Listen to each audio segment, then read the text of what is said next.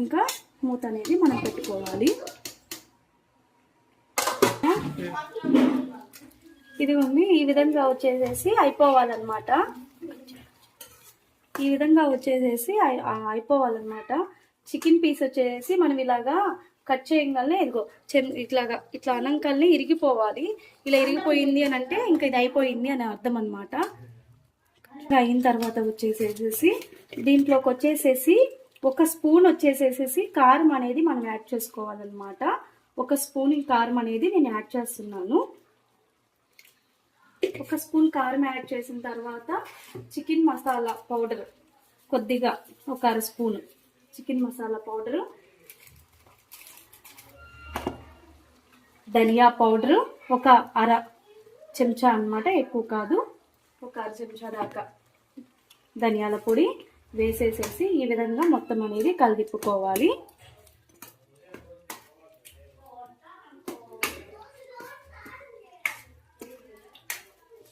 ఈ విధంగా మొత్తం కలిదిప్పేసేసుకొని దీంట్లోకి వచ్చేసేసి నేను ఇందాక చూపించాను కదా స్టార్టింగ్లో గోంగూర పచ్చిమిర్చి 2 కలిపి ఉడకబెట్టుకున్నాం కదా, ఆయిల్ లేకుండా నీళ్ళు లేకుండా ఆ విధంగా ఉడకబెట్టుకున్న తర్వాత అది చల్లార్చుకొని మిక్సీకి వేసేసుకోవాలి.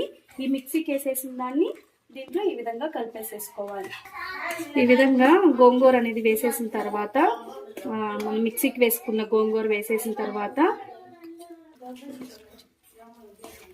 ఈ విధంగా మనం వచ్చేసేసి గోంగూర చికెన్ 2 వచ్చేసేసి ఈ విధంగా మనం కలిపేసేసుకోవాలన్నమాట. ఈ విధంగా వచ్చేసేసి గోంగూర చికెన్ 2 కలిపేసేసుకొని ఒక 5-10 నిమిషాల దాకా ఒక 5 నిమిషాలు వచ్చేసి హై ఫ్లేమ్లో పెట్టేసేసి ఈ విధంగా పెట్టేసేసుకోవాలి. చివరిన వచ్చేసేసి ఒక్కసారి ఉప్పు కారం అనేది చూసేసుకొని సెట్ అయితే ఓకే, సెట్ అవ్వకపోతే కొంచెం అడ్జస్ట్ చేసుకొని తర్వాత వచ్చేసి చివరిగా కొత్తిమీర అనేది మనం వేసేసుకోవాలన్నమాట.